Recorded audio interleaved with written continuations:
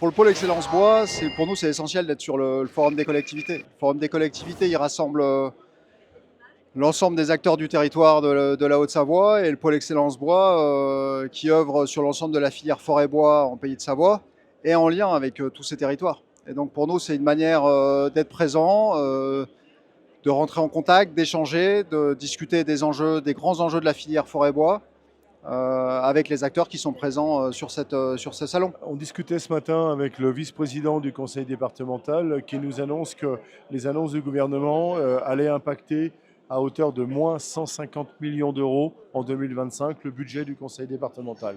Donc forcément, ça aura des répercussions négatives sur les collectivités locales et donc sur l'investissement de celles-ci et nos entreprises vont en subir les conséquences. Après, est-ce qu'il faut être solidaire ? Je pense qu'il faut être solidaire de tout le monde.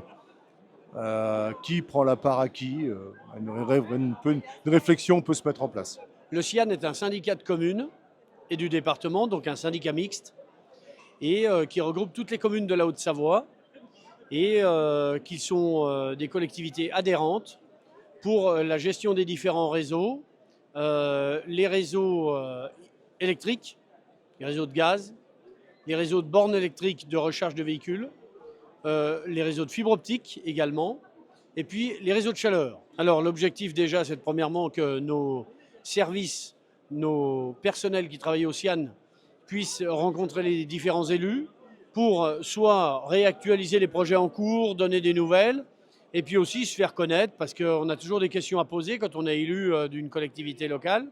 Et je pense que c'est un moment de rencontre extraordinaire, à la fois détendu, mais très technique.